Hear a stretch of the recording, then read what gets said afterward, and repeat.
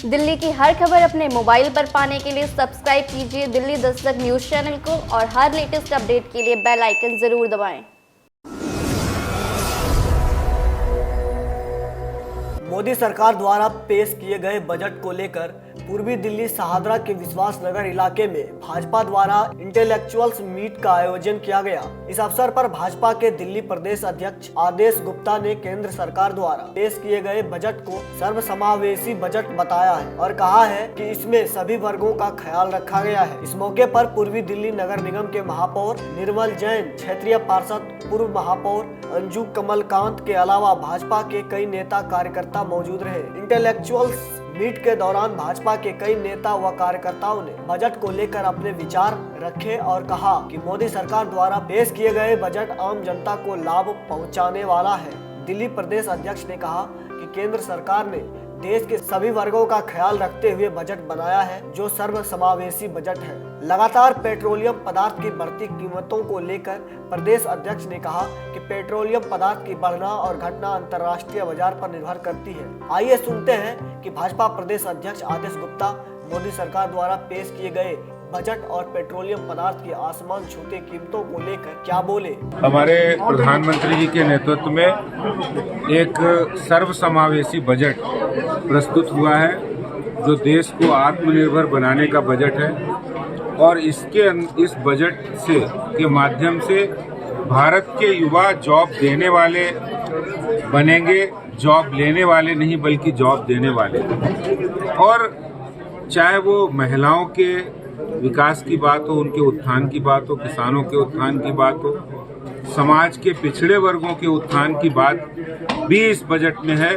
और इसके साथ ही साथ हेल्थ पर, इंफ्रास्ट्रक्चर पर बहुत ज्यादा पैसा इस बजट में रखा गया जिसके माध्यम से देश के अंदर स्वास्थ्य सुविधाएं बढ़ेंगी और जो एक बड़ी आबादी का देश है स्वास्थ्य सुविधाएं उनको पूर्ति होगी। और मैं समझता हूं कि प्रधानमंत्री आयुष्मान योजना जिसका पहले अभी तक 1.5 करोड़ लोग उससे लाभान्वित हो चुके हैं, 30,000 करोड़ रुपए उसमें लोगों को पैसा दिया जा चुका है। इसी तरह जन कल्याणकारी योजनाओं के साथ साथ सर्वसमावेशी बजट है जिसमें सभी वर्गों का ध्यान रखा गया हो। विपक्ष का कहना है कि संसाधनों की बिक्री है, ये बजट नहीं है बल्कि सेल है। देखिए, विपक्ष के पास कहने के लिए जब कुछ नहीं तो कोई ठोस उनका कोई आरोप और आधार नहीं है, क्योंकि इस बजट में भारत को विकास के रास्ते पर ले जाने के लिए चाहे वो रेलवे इंफ्रास्ट्रक्चर बढ़ाना हो, हेल्थ इंफ्रास्ट्रक्चर बढ़ाना हो या फिर रोड इंफ्रास्ट्रक्चर बढ़ाना हो, वो सभी जब इंफ्रास्ट्रक्चर बढ़ेगा तो रोजगार तो उसमें जनरेट होगा, रोजगार जनरेट होगा तो भारत विकास की और संपन्नता की ओर। सर, पेट्रोल प्रतिदिन पेट्रोल की कीमत बढ़ रही है सर, उस पर क्या कहना है सर? आज जनता तक बजट की बातें पहुंचाने के बहुत सारे माध्यम हैं, लेकिन ये इंटेलेक्चुअल मीट जिसमें समाज के प्रबुद्ध वर्ग के लोग आते हैं और वो एक एक व्यक्ति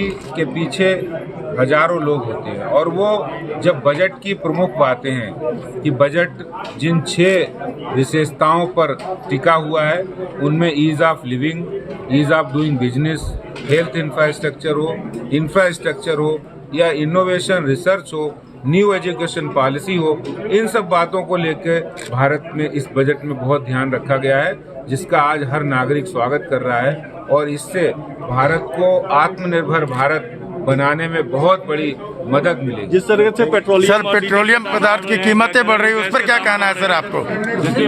देखिए, पेट्रोल और डीजल पेट्रोलियम प्रोडक्ट की जो कीमतें हैं वो अंतर्राष्ट्रीय बाजारों में जब बढ़ती हैं तो पेट्रोल की कीमत बढ़ जाती है। अगर अंतर्राष्ट्रीय बाजार में घटती है तो यहाँ घट जाती है। यहाँ पर जो इम्पोर्टेंट प्रश्न ये है कि हर सरकार को चाहिए, दिल्ली सरकार अगर पहले दिल्ली में पेट्रोल डीजल कम हुआ करता था और बाकी राज्यों में महंगा होता था, आज दिल्ली में महंगा है और बाकी राज्यों में सस्ता है। उसका अगर कारण कोई है तो वो दिल्ली सरकार है जिसने 10% से बढ़ाकर एकदम से कोरोना काल के अंदर 30% GST कर दिया जो कि दिल्ली के नागरिकों को एक बहुत बड़ा बोझ डाला।